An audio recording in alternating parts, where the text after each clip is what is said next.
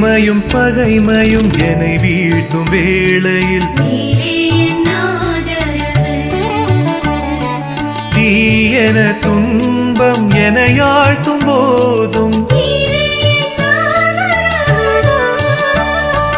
ஓயாத அலை என தொடரும் கவலையில் தேயாத நிலவென படரும் பயத்தில் என்னை காக்கும் கேடயமே என் இறைவா, தலை நிமிரச் செய்கின்ற என் தலைவா. என்னை காக்கும் கேடயமே என் இறைவா, தலை நிமிரச் செய்கின்ற என் தலைவா. மன்றாடும் நாளில் என் குரல் கேட்டு திருமலை வீற்று பதில் அளிப்பார்.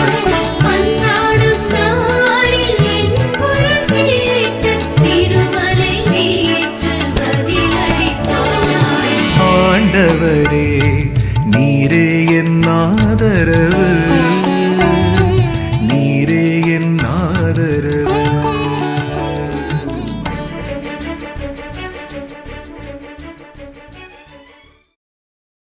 ஆகஸ்ட் மாதம் 27ஆம் தேதி பொதுக்காலம் 21ஆம் வாரம் புதன்கிழமை. முதல் வாசகம்.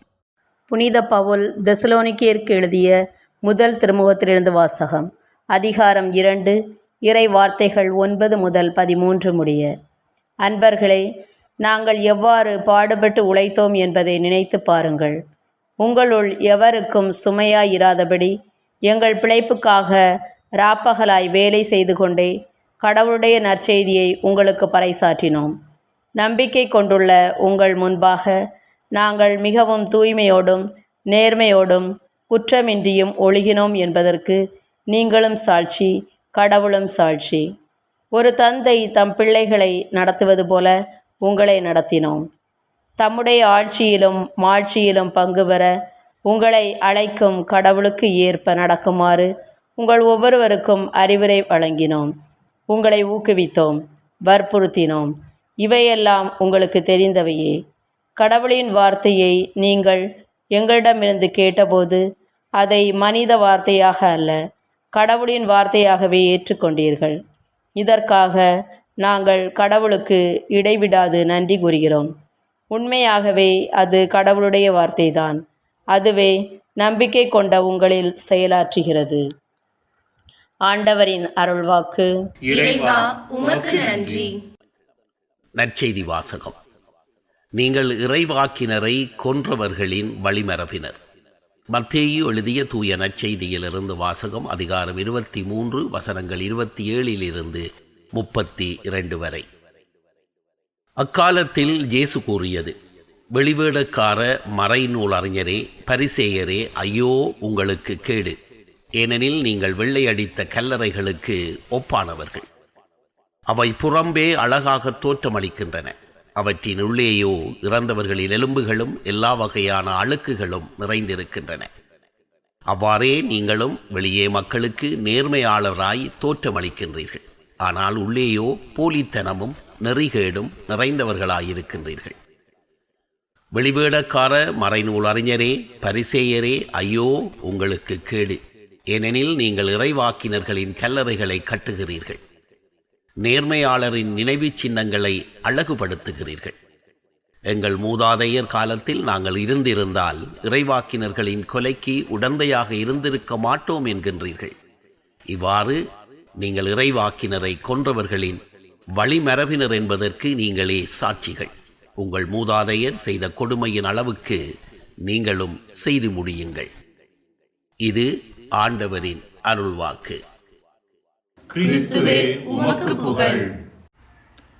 அன்புக்குரியவர்களே, முதல் வாசகத்தில் நாம் பார்க்கும் தெசலோனிக்கேயர்களுக்கும் நற்செய்தியில் நாம் பார்க்கும் பரிசேயர்களுக்கும் இடையேயான வித்தியாசம் இதுதான்.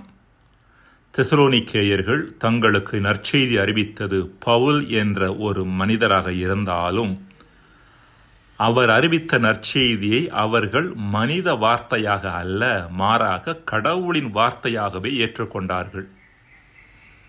இதற்கு மாறாக பரிசேயர்களோ கடவுளின் மகனே தங்களுக்கு இறைவனின் செய்தியை எடுத்துரைத்தாலும் இயேசுவை ஏற்றுக்கொள்ளாதது மட்டுமல்ல, அவரது செய்தியையும் ஏற்றுக்கொள்ள மறுத்தனர். அதாவது கடவுளது வார்த்தைகளை அவர்கள் வெறும் மனித வார்த்தைகளாகத்தான் அணுகினர். பரிசேயர்களது தவறான அணுகுமுறை இயேசு மட்டில் மட்டுமல்ல, மோசே வழியாக கொடுக்கப்பட்ட கடவுளது திருச்சட்டத்தின் மட்டிலும் வெளிப்பட்டது. திருச்சட்டத்திற்கு தங்களது சொந்த குறுகிய சிந்தனைகளின் அடிப்படையில் விளக்கம் கொடுத்து அதன் தன்மையை நீர்த்து போகச் செய்திருந்தார்கள். மேலும் அந்த குறுகிய விளக்கங்களை பிடித்துக்கொண்டு அதன் வழியாக கரை சேர முயற்சித்தார்கள். இந்த அவலத்தையே இன்றைய நற்செய்தியில் இயேசு சாடுகின்றார். வேறு வகையில் சொல்லப்போனால், தோரா என்று சொல்லப்பட்ட கடவுளின் திருச்சட்டம் மட்டிலான அவர்களது அணுகுமுறை கூட வெறும் மனித முறையிலானதாகவே இருந்தது. கடவுளது கட்டளைகளை வெறும் மனித வார்த்தைகளாக அணுகியதன் காரணமாக அது அவர்களின் வாழ்வில் எந்தவிதமான மாற்றத்தையும் கொண்டு வரவில்லை. தொடர்ந்து அவர்கள் தீமையிலும் பரிசேயத்தனத்திலும் மூழ்கி கிடந்தனர். அன்புக்குரியவர்களே, நாம் கூட விவிலியத்தை கடவுளது வார்த்தையாகவும் அணுக முடியும், அல்லது வெறும் மனித வார்த்தையாகவும் அணுக முடியும். விவிலியத்தை வாசிக்கின்ற பொழுது அதன் வழியாக கடவுள் நமக்கு என்ன செய்தியை தருகின்றார் என்பதை நமதாக்கி, அவ்வார்த்தைகள் வழியாக கடவுள் வழங்கும் வல்லமையை உள்வாங்கினோம் என்றால் நாம் அதை கடவுளின் வார்த்தையாக அணுகுகின்றோம் என்று அர்த்தம். இதற்கு மாறாக நம் குறுகிய எண்ணங்களோடு அதை அணுகி நாம் விரும்புகின்ற சிந்தனையை விவிலிய வார்த்தைகளின் பின்னணியில் புரிந்து கொள்ளும் போதும், அதை சடங்காச்சாரமாகவும் கடனுக்காகவும் வாசிக்கின்ற போதும் அதை வெறும் மனித வார்த்தையாக நாம் வாசிக்கின்றோம் அல்லது அணுகுகின்றோம் என்று அர்த்தம். கிறிஸ்தவ குடும்பத்தைச் சேர்ந்த ஒரு கல்லூரி மாணவன் நிறைய தூங்குகின்ற பழக்கம் உள்ளவனாக இருந்தான். ஒரு நாள் அவன் தூங்கிக் கொண்டிருந்த பொழுது அவனது தாய், "மகனே, உன் படுக்கையை தூக்கிக் கொண்டு நட" என்றாராம். யோவான் 5:8 வருகின்ற வசனம் இது. அதற்கு அவன் புரண்டு படுத்துக்கொண்டே, "அம்மா, என் நேரம் இன்னும் வரவில்லை" என்றானாம். யோவான் 2:4 வரக்கூடிய வசனம் இது. இது ஒரு துணுக்கு போல தெரிந்தாலும் மனிதர்களின் பரவலான மனநிலையை அது வெளிப்படுத்துகின்றது. அதாவது தங்களது விருப்பத்திற்கு ஏற்பவும் தங்களுக்கு பிடித்த முறையிலும் விவிலியத்தை பயன்படுத்துவது, அதை கையாள்வது, இதுவே அந்த பரவலான மனநிலை. வரலாற்றை பார்க்கின்ற பொழுது கிறிஸ்தவர்கள் தங்களது தவறான செயல்களை நியாயப்படுத்துவதற்கான கருவியாக விவிலியத்தை பயன்படுத்தி இருக்கிறார்கள் என்பதை நம்மால் உணர முடிகின்றது. இயற்கை இன்று மிகவும் சீர்கட்ட நிலைக்கு ஆளாகி இருப்பதற்கான ஒரு முக்கியமான காரணம், பலுகி பெருகி மண்ணுலகை நிரப்புங்கள், அதை உங்கள் ஆற்றலுக்கு உட்படுத்துங்கள், கடல் மீன்கள், வானத்து பறவைகள், நிலத்தில் ஊர்ந்து உயிர் வாழ்வன அனைத்தையும் ஆளுங்கள் என்ற விவிலிய வசனத்தை, தொடக்க நூல் 1:28, இந்த விவிலிய வசனத்தை மனிதர்கள் தங்களது சிந்தனைக்கும் விருப்பத்திற்கும் ஏற்றவாறு புரிந்து கொண்டதே. ஆற்றலுக்கு உட்படுத்துங்கள், ஆளுங்கள் என்கின்ற வார்த்தைகளை பராமரியுங்கள் என்ற கடவுளின் கண்ணோக்கில் புரிந்து கொள்ளாமல் உங்களின் விருப்பத்திற்கு ஏற்ப பயன்படுத்திக் கொள்ளுங்கள் என்ற மனித மைய கண்ணோக்கில் புரிந்து கொண்டதால் வந்த பிரச்சனை இது.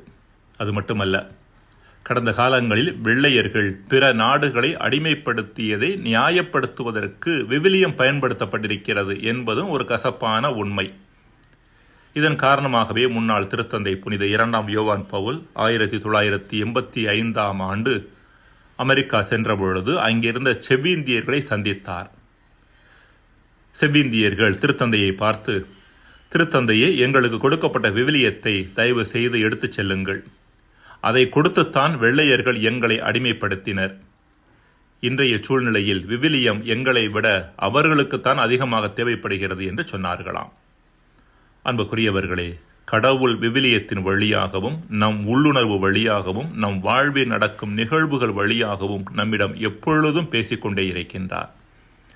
அவ்வார்த்தைகளுக்கு முக்கியத்துவம் கொடுத்து அதை தியானித்து அதன் ஒளியில் நம் வாழ்வை புடம் போட முயற்சி எடுத்தோம் என்றால் கடவுளின் வார்த்தையை நாம் கடவுளின் வார்த்தையாகவே அணுகுகின்றோம் என்று அர்த்தம்.